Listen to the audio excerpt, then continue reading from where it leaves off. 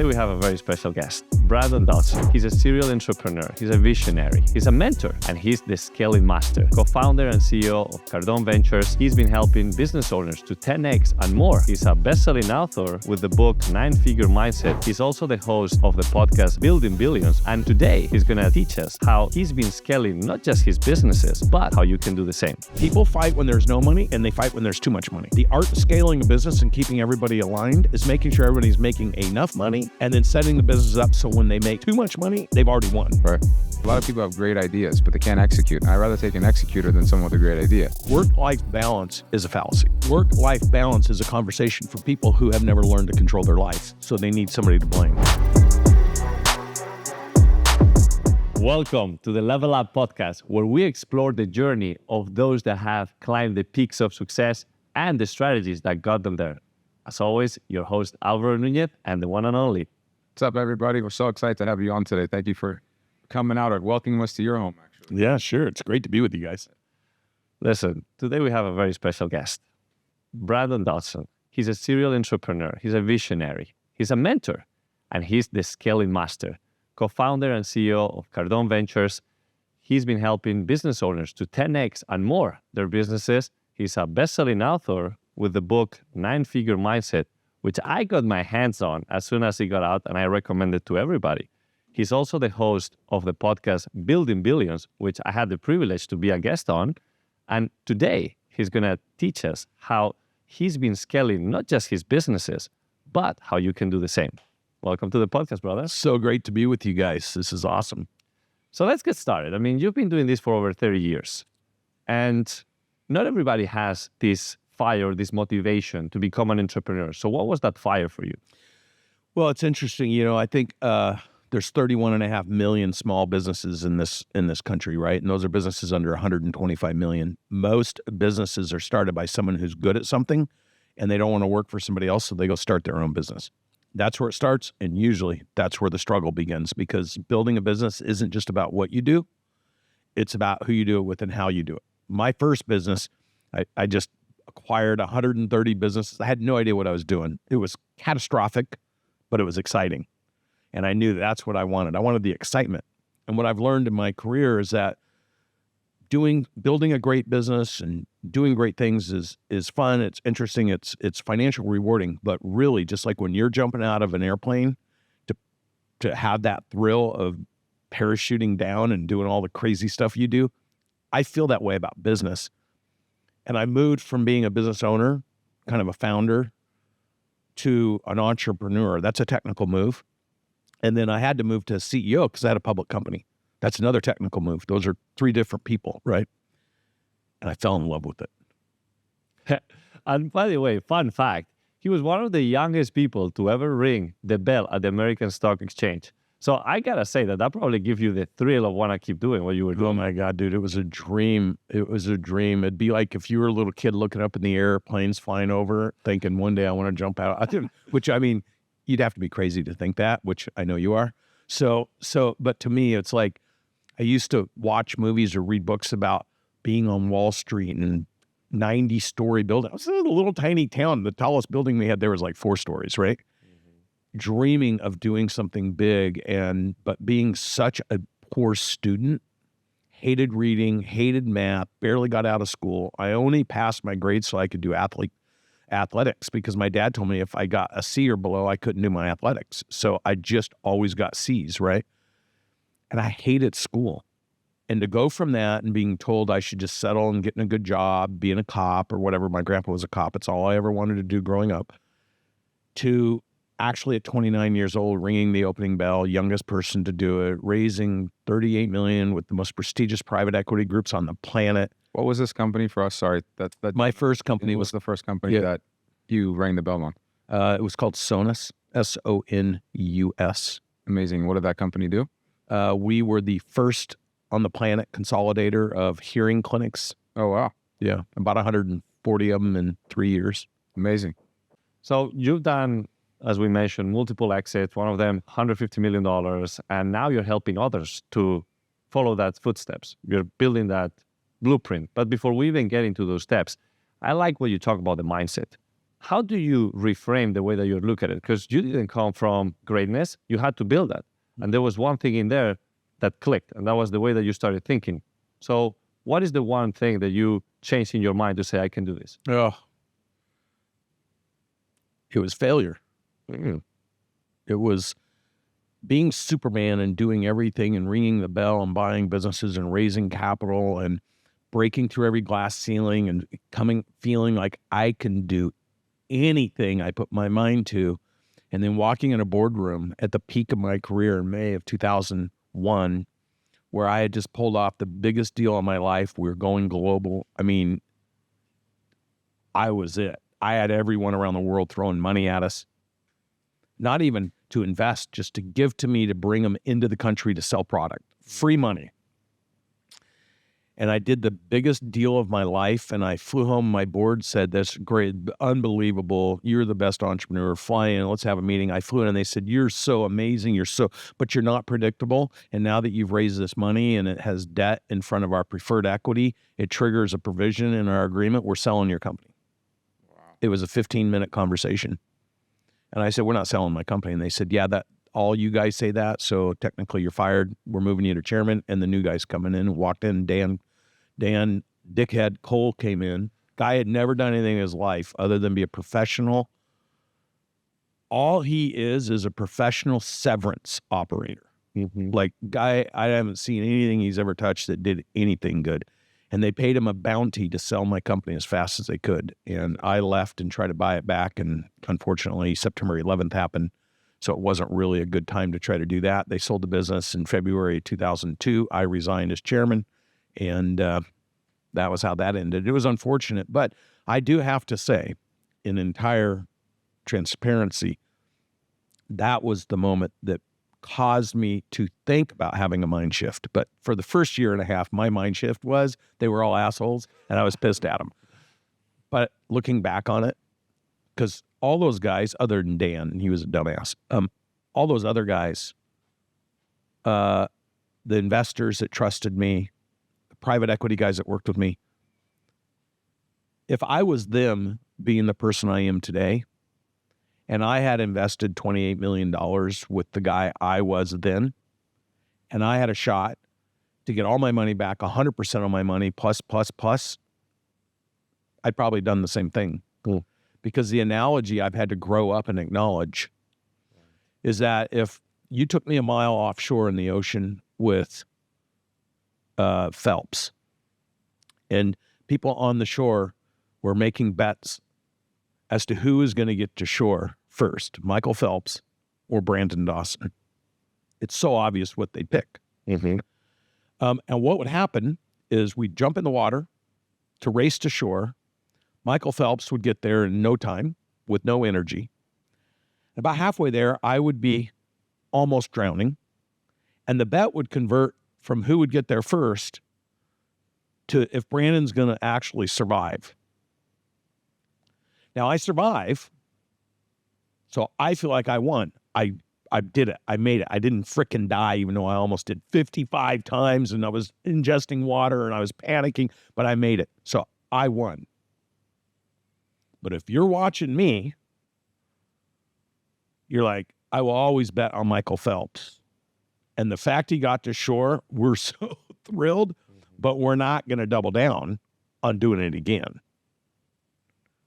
So when you're in a moment where you're winning in your perception, but everyone around you can see you're a train wreck, right? You don't see what they see. Right.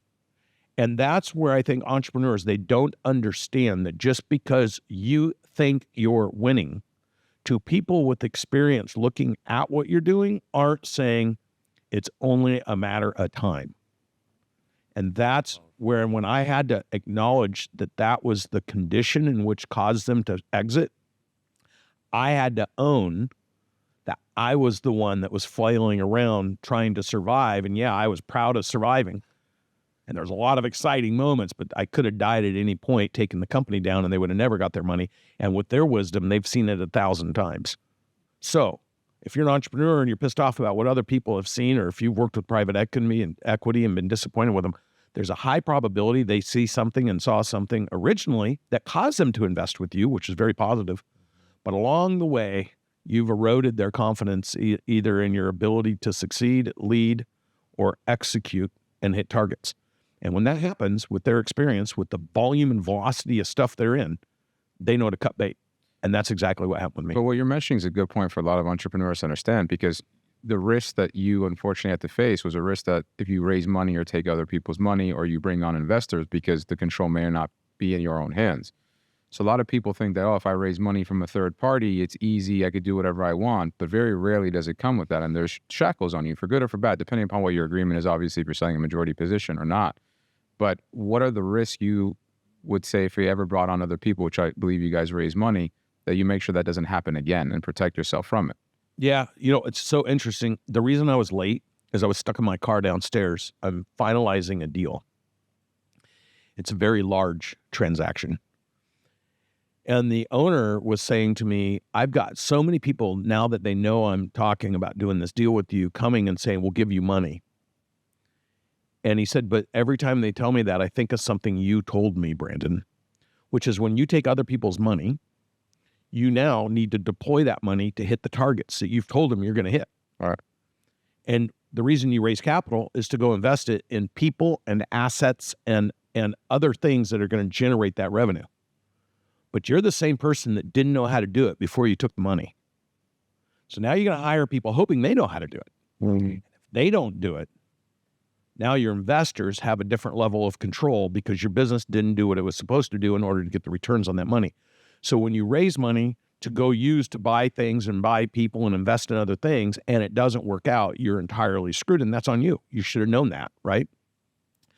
So you're not going to protect yourself from that because you didn't do what you were supposed to do with the money. The value was not created. Maybe you survived, maybe you got a little better, but the value that you promised was not created.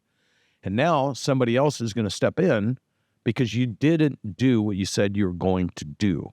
And you have to start looking at it if you're going to take other people's money that way. Now, contrast that to taking money from somebody who's saying, I'm going to invest in you, but I'm also going to come in and come alongside you and build the company with you. Now there's a shared responsibility. So you can take two different types of money. You can take investor money or you can take strategic money. Strategic money is there's a bigger and different purpose for why I'm investing in you because we're going to win together. Investor money is I want a return on my money. The problem that entrepreneurs make is they don't understand that differentiation. So they take whatever money they can get and now they're handicapped by accepting that money. And if it's, I took money from investors, now you need to do what you're supposed to do with those investors, which is give them the returns you promised.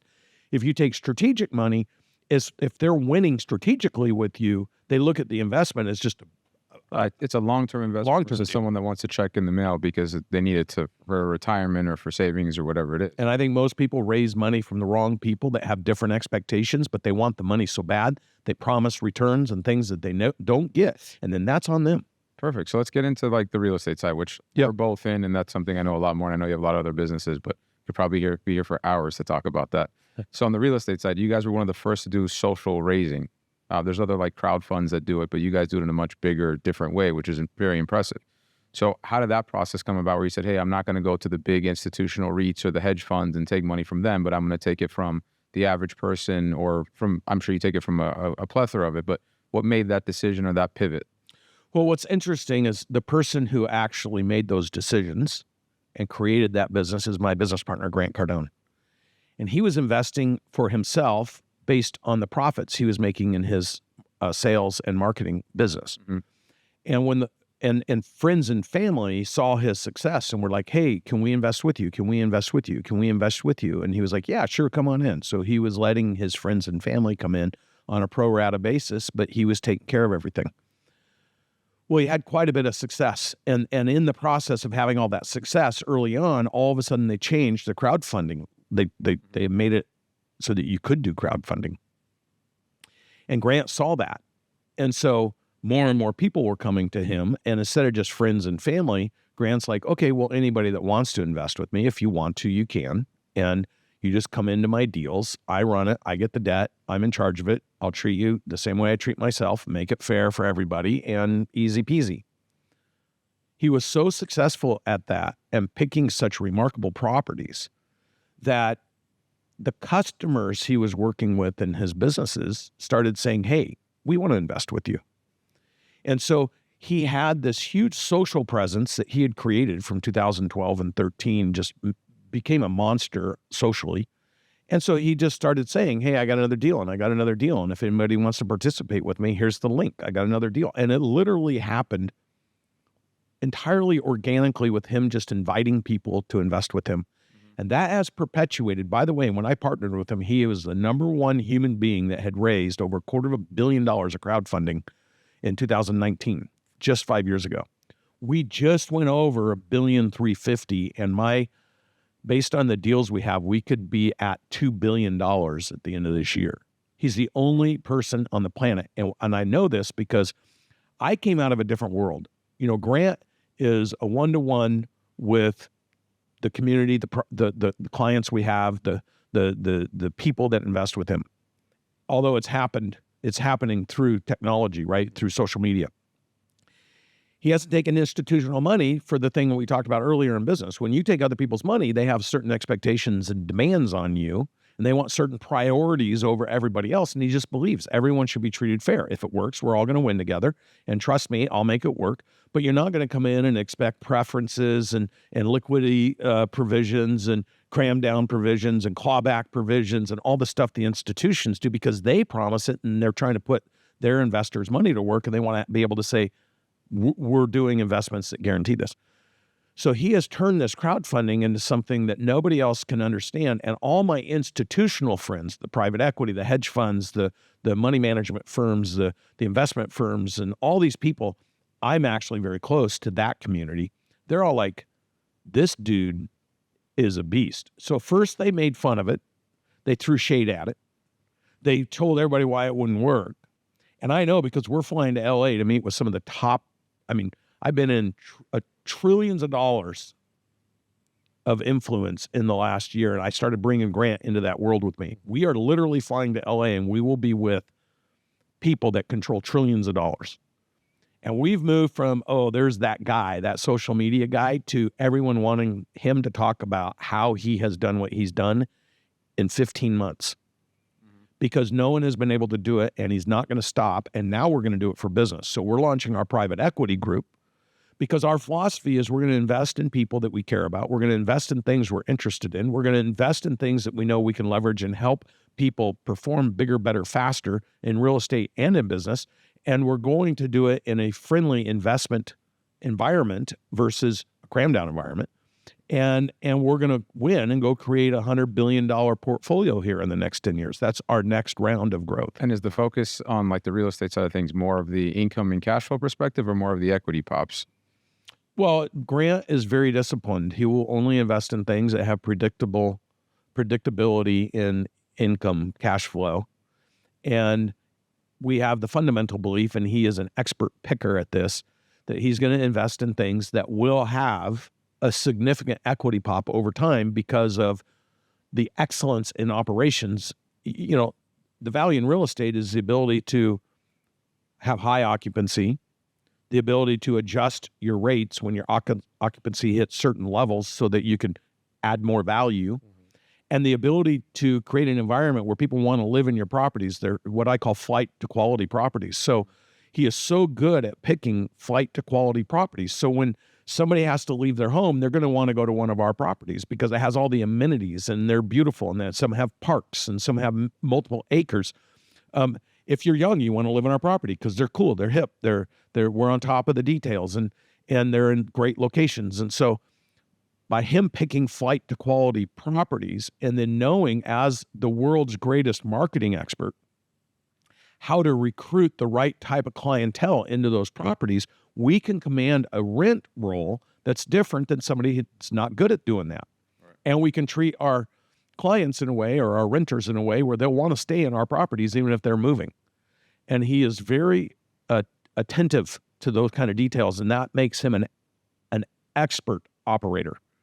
And that is the difference between, I think, our portfolio and the average portfolio with people deploying capital just to try to get returns so they can make money on you giving them money. Grant actually treats every one of our buildings like it's one of our businesses. And I think that's the differentiator. And do you guys invest with the other investors, or is it just purely them and then you guys have like a preferred return for operating it or stuff like that? No, we get a point for doing the deals. We get a point for managing the deals. And then we just split with our investors. There's no pref, there's no priorities. It's just a straight pari passu. It's like pro rata. Right. And that is the difference between us. No one else can do that because Grant has built a highly trusting audience of people that are watching what's going on Wall Street, watching what's, they've had investment accounts for 5 or 10 years that they put money in every year, and they look at their statement when they get around to it and they're like, wait a minute, I have less money in there than I had in there than I put in over 20 years. How could that be when the S&P and everything else is blown?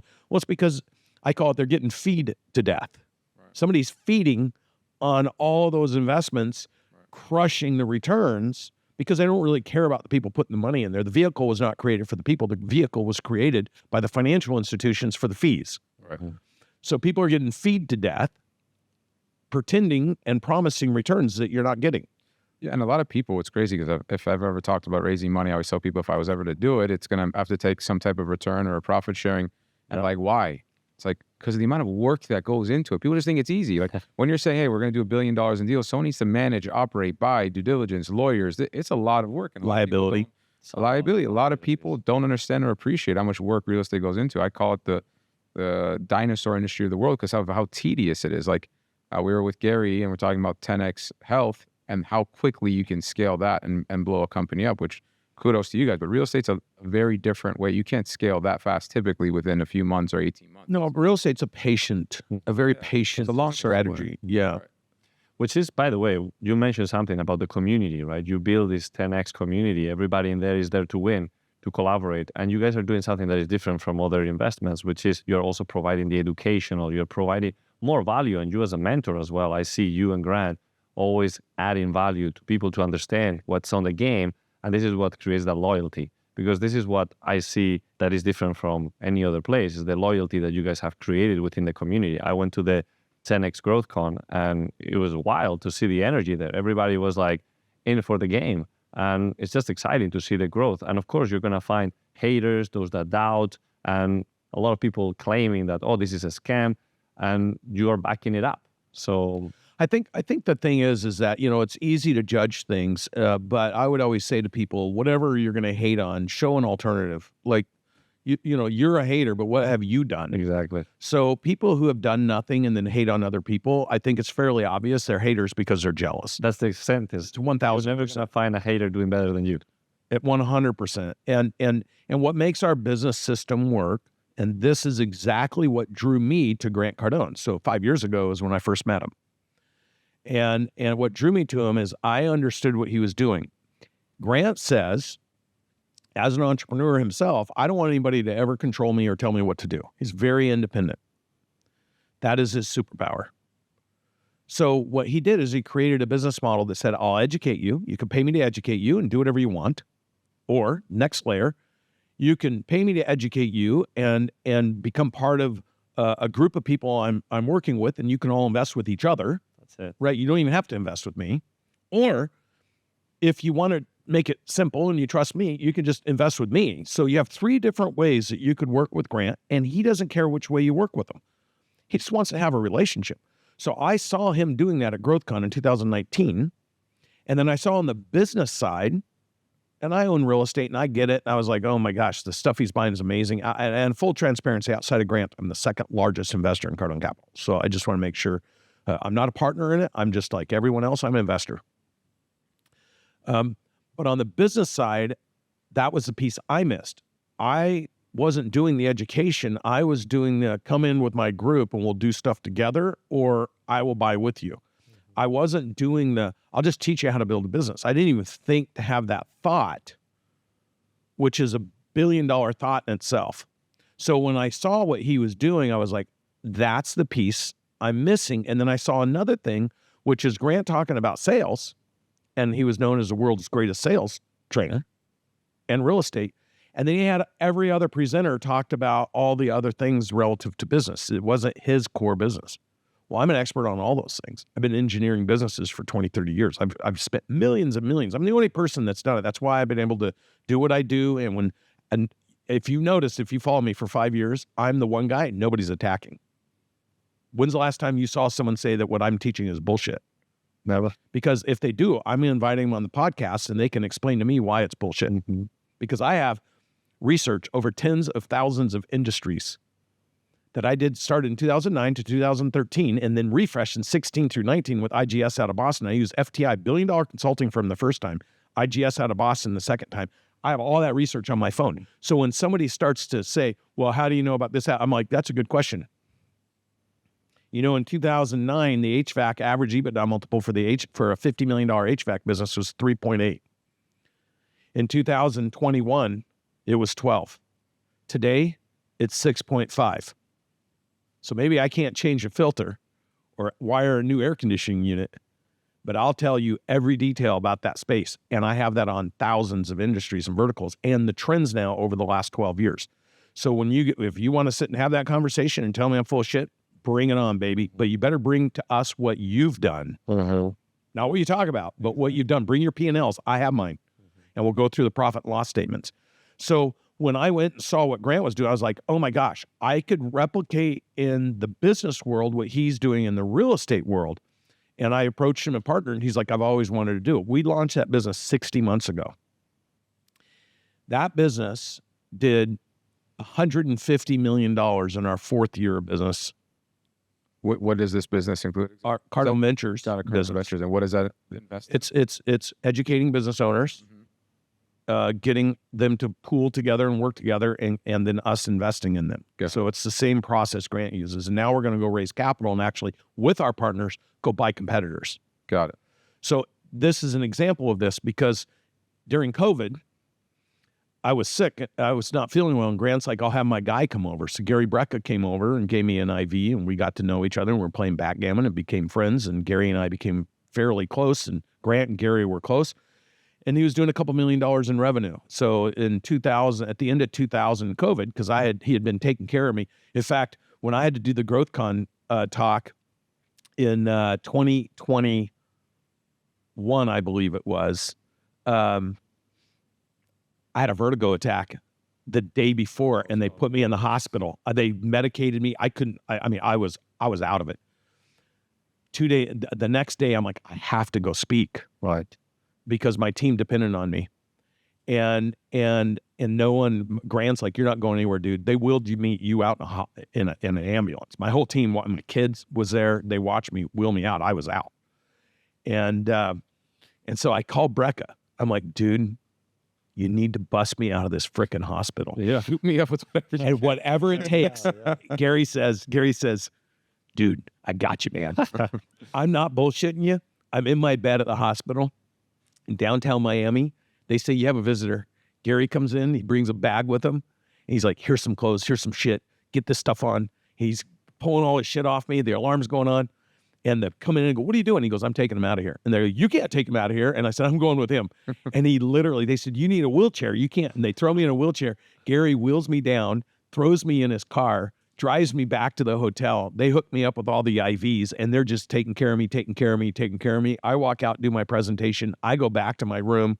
I don't even remember doing the presentation at all. Wow. And that's how crazy it is. But Gary and I became really good friends, right? So I started coaching him on his business in January 2001. He was doing, or 21, he was doing about $220,000 a month. Then we started negotiating doing a deal. And in March, when we had GrowthCon, that was the first time we had 10X Health before we actually had 10X Health. Even though they had presented vitamins 2 years earlier, but they couldn't execute on delivering them. So they killed the idea off, and then I revived it. It took us a while to get the deal done. But in September, we closed on his and Sage's business. And what I did is I paid him $1 million, and I gave him 20% of a new company I created, which is called 10X Health. And then 12 months later, I bought a different business that had a direct-to-consumer with a tech stack, and I put that together with what Gary had done, and then went out and built all the vitamins and the stuff they couldn't do when they tried to do it before.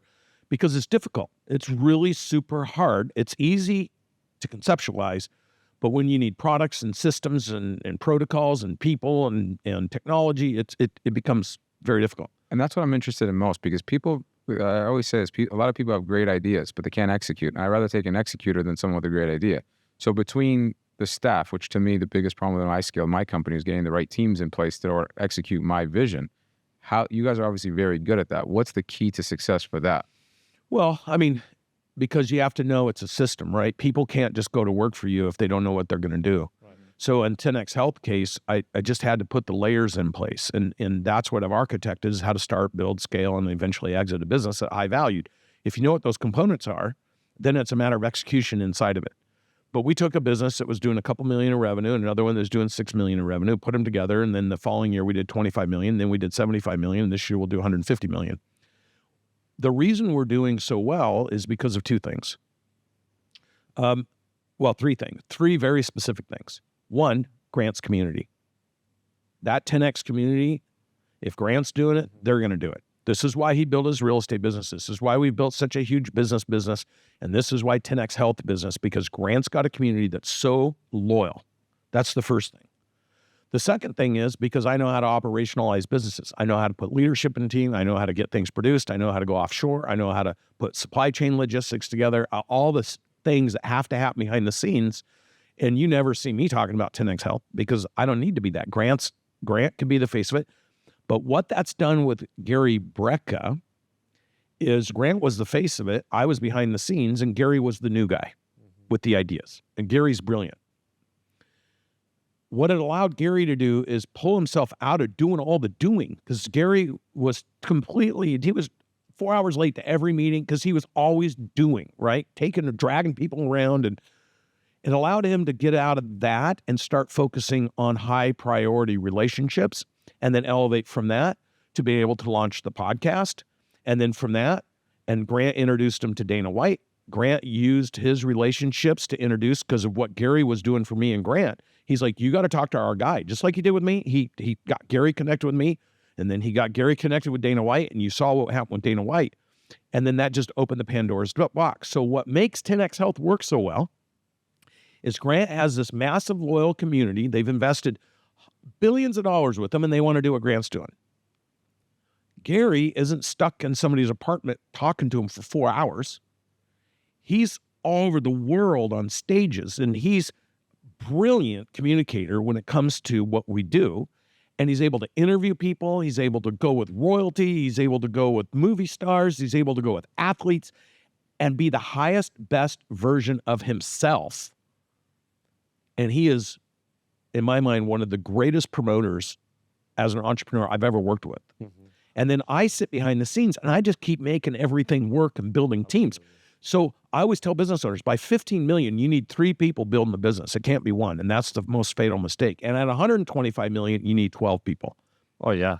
Look, it's so interesting because there's always a fine line between being an arrogant or being confident, and that's your ego. And a lot of times as entrepreneurs, we have that ego, which might be passion, but the ego is what allows us to be coachable. And sometimes we reach that roof. And whether it's the limiting belief because we don't see it or because we don't know how to, we just get ourselves stumped into the door again and again. So that's why having a mentor, I've been always a big fan of mentors. As an athlete, I've had coaches for everything and in business as well. And I've seen what you've done with people like Gary Brecka and some other business owners that have great success stories. So what is the number one trait that you see that entrepreneurs do wrong? Well, and you know Gary as well as I do, there's been friction in the relationship. Mm-hmm. How can you take 3 drivers, Grant, Gary, and me, and not have friction? Mm-hmm. That was going to be the question I asked, because partners are not the easiest thing. No, and that's my expertise, is getting partners to realize the reason the friction's there. The friction's actually a good thing. Mm-hmm. It means you're bumping up against some resistance. And if you can take and when you're all, high drivers and you're all very successful in your own right, it can become personal. But that's where you need to remove that and realize, guys, this is just a byproduct of rapid scaling. And most people, when they get in that situation, they fuck up their business by fighting. So what you got to do is you just got to keep people focused. What is the bigger picture? Where are we going? What's the best version of yourself? Don't worry about what this person's doing. We're not going to worry about what you're doing. Become the best version of who you are, but forget what the economics are that drive the business. So when Gary launched his podcast, he was able to go flourish and prosper, become number one in the world. That is so awesome to see, because when I met Gary, nobody knew who Gary was. He had a little $1 million business. And so for me, I view it a little differently. People were like, well, and then Grant's gotten huge with all his real, like, I'm a behind the scenes guy. I just want to be kingmakers. I don't need to be the king. Ooh. And so That's for a me, very rare trait, by the way. it Not is. a lot of people can do that. But, I've had 4 businesses. I've never had my name on a company. So for me, I want to help people be the best version. I want my reputation to be that no matter what happened in the heat of battle, at some point, Gary Brecka will say, and I know he says it to people today, he will say the single best thing ever happened to me was becoming friends with Brandon Dawson. I know Grant Cardone already says, the number one regret I have is I didn't know Brandon sooner. And for me, I have the same regret. I wish I knew Grant 10, 20 years ago. I wish I knew Gary and could have done what we're doing today, because it's so exciting. It's so fun.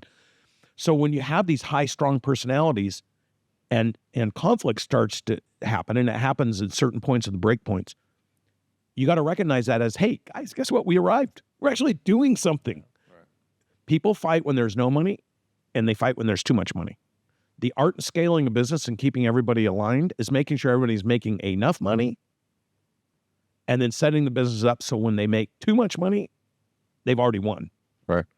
And calibrating the business to do that. And that's my expertise. And I'm a behind-the-scenes guy just making it happen. So you ask about people. For a successful engagement with people, it's a 5-step process. It's not, I need to hire a good person, or I want to get lucky, or I need to pick off somebody. It's, you have to be able to find people. So you got to know exactly what you're looking for. Then when you find them, you got to be able to attract them, because if there's nothing attractive about you for them, why would they choose to go work with you? And once you attract them, you have to be able to align them, because if they don't know how to drive the highest value into the business, give up the silly stuff they like to do, but actually focus on the things that maybe is the harder things, but it's their skill set and they're great at it. And when the business wins, they need to win. And when they win, the business needs to win. Then you got to develop, because no one can grow and scale the business if they're not individually, personally growing and scaling. Because when you enter different breakpoints and cycles in the business, you have to become a different person to lead that next round of growth, because you got different people you're dealing with. You got different things you're dealing with operationally as well. And then 5th, you got to be able to retain your people. So you have to know in advance, if I have great people, how do I keep them for life? Which means you need retainage programs. You need STIs and LTIs, short-term incentives, long-term incentives, golden handcuffs, whatever you want to call them. But you need to have that planned out as your business is growing and scaling, so that people see that you have a plan for it. They understand how to qualify for it. The competencies, the attributes, the contributions, they know what that looks like while they're doing it. And the development protocols to increase their capacity to do more, be more, have more, they see it. They understand it. It's part of the cycle. If you're not showing people that, they bump up against, John Maxwell talks about law of the lid, a cap. So as soon as people think, I'm as good as you, and they don't have vision into the future, they leave. And what happens is you're saddled with a bunch of mediocre people who are comfortable being there, and all your high-profile people, just like you, left where you were at to go do something different because you couldn't get what you wanted where you were at. So then let's talk about that for a second. So last year, my company did about $250 million in sales and acquisitions and everything. And the one thing I realized when I was scaling was employee retention and not pushing too far. Because sometimes as an entrepreneur, you're going to stress yourself out the brink no matter what, mornings, nights, days, doesn't matter. But your employees may not have that same logic. They have family, friends they want to hang out with. So how do you push people to a point where you can get the most out of them, but simultaneously not burn them out? Because burnout is a big problem in the real estate industry. It's very high velocity. You got to check every box. It's intense. So what's that healthy balance for you guys? Yeah. So first, learning to listen to people. So for example, you said, how do you push? Well, we don't push. We pull. There's a difference. When you push people, you're going to burn them out. When people feel they're pushing, they're going to burn themselves out. Your high performers that push, we're all high performers. We push ourselves all day. Are we burned out? Are you burned out? No. Yeah. Okay. You're just, that's an indicator. It's an indicator you're doing something wrong. All right. In his case, he's not burned out because he freaking loves everything he does. Right. When you can move back into loving everything you do, you won't be burned out. So So you shouldn't be pushing people.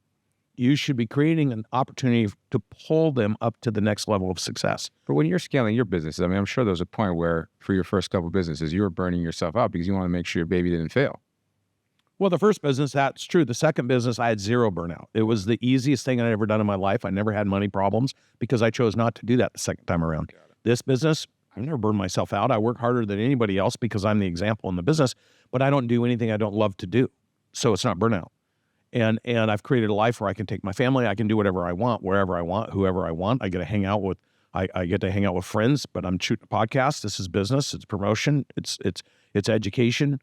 I do everything I want to do. So how could I be burned out? I love all the different flavors of everything I get to do. The reason you're feeling a little burnt out is because you haven't built the team behind you. You haven't created the rewards for the team to pick up the lifting for you. You feel you have to do things. You have to be places. And so you feel trapped. And as soon as a human being feels trapped, they start thinking about burnout or work-life balance. Work-life balance is a fallacy. Work-life balance is a conversation for people who have never learned to control their life. So they need somebody to blame. So what you're missing right now, if you're feeling burnt out, is where are you moving to? Because if you're 250 million last year and you said, my target is 2.5 billion, then you're like, how could I possibly be burned out? If I can't handle what I got going on right now, there's no way I'm going to handle it there. And I doubt you're the kind of guy that's going to accept that you're not capable of being 2.5 billion a year. So now instead of burned out or feeling like down, you have to go, what am I not doing right to make this easier? It's an indicator that something is out of alignment. And just finding what that is, then you'll blow up. I mean, my business strategy personally is a little bit different than most when it comes to real estate. We're buying and selling deals within 24 months. So we're that constant buy, flip, equity pop, not so much cash flow. So you always have to be on the ball with where interest rates are, developing good at your game. It's intense. It's very intense. But that's the problem with the industry that I'm in. It's equity pop versus cash flow. And then, you know, say for example, you guys bought a multifamily deal and you have a 10-year fixed rate at 3%. You don't care about what's going on with interest rates. But when I'm constantly buying and selling deals, and you lock in at a deal that's a floating deal, and all of a sudden you're staring at 9 or 10 instead of 2.2. It's a big difference. Yeah, like 2 years ago, my rates from the low 3s, mid 3s, and now I'm in the mid 7s. Yeah, and that's why when people say, "Well, real estate, I'm the best at real estate," it's like, look, no matter how good you are at real estate, you don't control the Fed, you don't control rates, you can't control. Yeah, but see, just that language, you're justifying where you're at. How about this? We're buying all our deals in cash right now, so we can get the interest rate. Right, for sure, but that also affects leverage returns for people. Yeah, sure. So but you can build whatever you want. There's no rules about it. Right, that's true. So if you'd have reserved enough money, and done something a little different and created something that complemented your current business, then you can offset those interest rates that have gone up with some other income sources that bridge the gap, because you and I both know this is the greatest buying time in the world. Oh, I agree with that. But the problem is what happens on the exit when cap rates change. Yeah. That's the issue, because if cap rates go 200 basis points, that's a 40% loss in value, and you can't control that. That's not in your, and there's only so much you can push rents and do this, that, the other. So it's just a very different. So what I would ask you to do is go back over the last 20 years and look at the strategy you chose and ask yourself why you didn't hedge it with another strategy that complemented it. I never raised money. Didn't have that. And that was one of the things. But that's the point. When we first talked. It's a very different. It is entirely different. But wouldn't you like to have a little hedge going on in your life right now? I got to get in another business. So, but it could be any business. No, but you could have a $1 billion operating company that pays you $300 million a year, and you're like, I don't care. I'll just feed it myself and bridge it. I'm not even worried. I'm not stressed about it. No, that's definitely something that I've been looking into more, because a lot of people that are scaling real estate have something else to supplement loss of cash flow, this, that, the other. So I 100% agree with that. And if you had that right now, you'd be like, I was smart for putting that together, and you'd feel really good about yourself. But when you're under this kind of pressure, what I'm trying to say to you, it's not that you're doing things wrong, and I'm not criticizing. I'm just saying, when you have those thoughts, like what I learned to do is take those thoughts and start writing down, okay, if I could have redone the last 10 years, what would I have done a little differently so I don't feel the way I feel right now? Because here's the thing, you're a high performer. You're always going to have those thoughts because you always know you should and could do more. So when you're at a moment where you're like, you got to be like, what could I have done 10 years ago that would have put me in a position today where this is not even an issue? And then you go, over the next 10 years, what am I going to build? So that, because these cycles always happen. If you go back and do the research on these verticals I've done, there's 3 cycles in every vertical that's happened in the last 25 years. And this is the greatest buying opportunity. And you can time it now. Yeah. Right. You people are like, oh, you can't predict. Bullshit, you can't predict. All you have to do is actually look at what's happening with multiples. In business, private equity multiples are going to start climbing as soon as interest rates start dropping, and you just go back to what they were doing 2 years ago before, and they're going to go right back to that behavior. So you even know what industries, what's hot. There'll be a few new ones that come out. But the thing is that if you're actually paying attention and you're doing the research and you're focused on the ultimate result, everything in the middle is just an opportunity to get better. And if you're not viewing it that way, then when you're compressed with something, that's where you get burnout. And the truth is your team lives in that world every day, which is why they always feel burdened out, because they don't have a bigger picture for themselves. So the art of keeping people is saying, look, you're going to come in today, you're making 50 grand. I'm going to create an opportunity in 10 years. You could be a partner. You could be making 500 grand. And 90% of that income is not going to come from you busting your ass. It's going to come from the people that I help you develop to do what you're doing. And I'm going to train you, you're going to train them, and we're going to win together. Is that fair? Mm-hmm. And then at the end of 10 years, I'll open in another place in the country, and then you'll be a partner. And then you'll go, if you continue to do what you've learned here, and you're the right person with the right attributes, right characteristics, culturally aligned, you're good with people, develop your communication skills, I'll put the money up, and you'll be a 40, 50% partner based on performance. And then that's how you're going to get rich.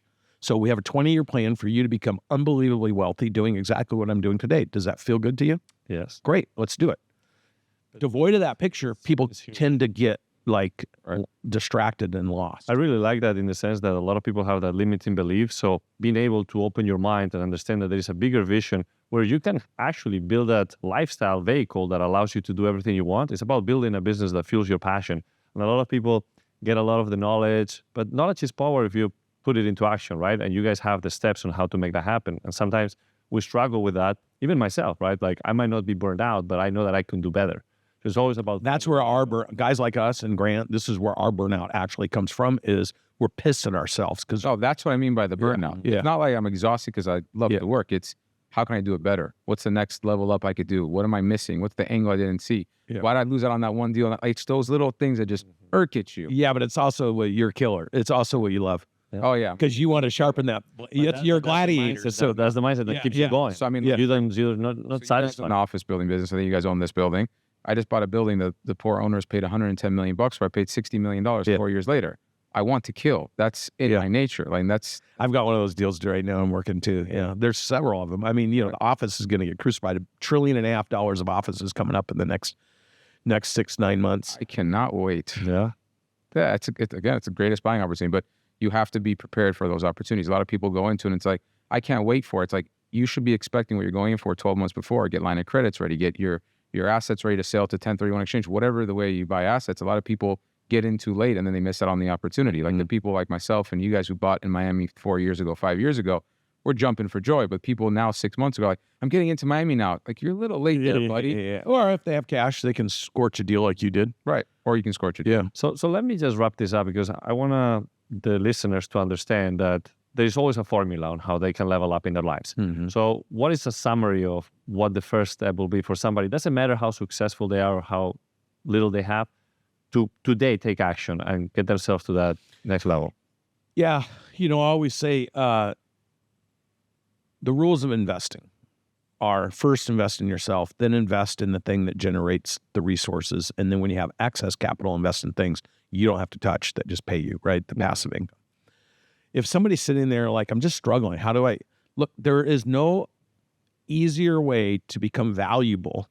I'm talking about being able to earn $500,000, $1 million a year. People are like, oh, it's just so tough. It's not actually tough. If you mastered Cardone U at $100 a month, and you actually mastered every module in Cardone U, within 2 years, you'd be making $250,000 to $500,000 a month. There's no way you couldn't, because you will have developed your communication skill set that no matter what you're doing, you will have more influence that will convert more dollars.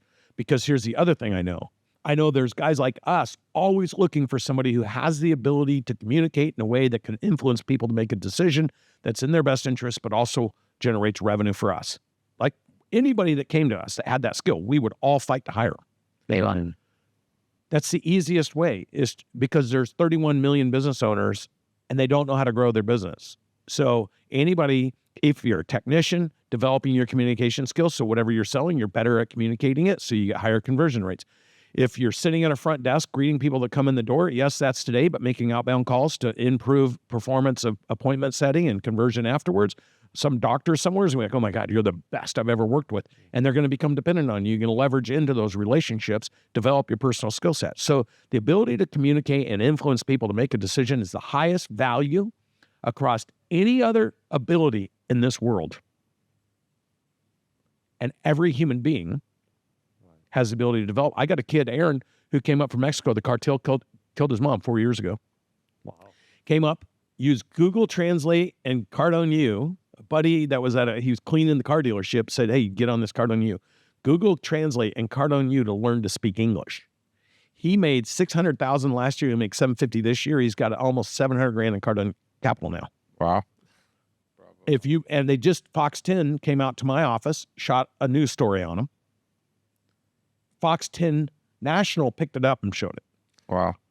The story's unbelievable, but I got 10 of those kids. It's incredible. So any human that learns to communicate with influence to persuade people to make a good decision because what they're selling is legal, moral, ethical, and compliant can unbelievably succeed. Now, as you do that, you just have to teach others to do what you did, and you're on your road to success. There's more business owners that have great products and services, can't sell them, that need somebody that can go to the marketplace and represent them. And I would start there if I'm like, I don't know what to do. Now, if I'm a business owner and I'm struggling, it's because you don't know what to do. So you need to get into the programs and understand that and learn and be taught by people who are committed, because it's all mindset. Yeah, I love it. The choice to scale personally, professionally, financially, that's a choice. All other choices are not doing it. And I think we can agree there's a lot of times where CEOs are great visionaries, but not great business operators. And I think, or not. There's three. So anybody can be a business owner. Anybody can become a founder. But by the time you're an entrepreneur, you have to understand that strategy is the purpose for everything you do. Right. By the time you become a true CEO, you have to understand that your responsibility is driving people, systems, and performance to hit targets to create value. Right. People call themselves CEOs, but they're founders, right, or they're entrepreneurs. A real CEO understands their governing responsibility for the organization, and that only exists to improve and hit targets and bring everybody along to make that happen. That's what a CEO is. So people use terminology totally incorrect. You start as a founder, business owner. At 25 million to 50 million, you mature to an entrepreneur because you're like, we just need a freaking strategy. You start thinking like an entrepreneur and you realize you can't do everything. By the time you're 75 to 125 million, you have to evolve to a CEO because you've got 10 elements. You've got strategy, marketing, sales, people, finance, operations, leadership, data, technology, and investment thesis, and all that has to work together with a team of people commanding it for the organization, or it won't get to 125 million. So you have to, at 75 million, you have to like, shit, we need systems, like everything changes. A lot of entrepreneurs or founders can't make that bridge. So that's why they bring that skill set in. So I would say if somebody's running around with a $30 million business with a CEO title, they don't know what a CEO is, which indicates to me they don't actually understand how to build a business. See how fast that because statistically, everyone that gave themselves fancy titles went out of business because they were surrounded by people that didn't know what they're doing. All right. Wow, that's powerful. Very food for thought right there. So let me ask you, what does level up mean to you? Level up means elevating your own lid to the highest potential instead of being satisfied with where you're at. Always striving to increase your personal, professional, and financial success every day. How can you improve to be the best version of yourself? And then teaching others to do that. Ooh, we need to put that one down by the one and only Brandon, which, by the way, guys, make sure you get his book, 9-Figure Mindset. Amazing. I recommend it to everybody. Tune in also on his podcast, Building Billions. Brother, thank you again. Thank you, guys. Great hanging out with you guys. Amazing. Thank you, bro.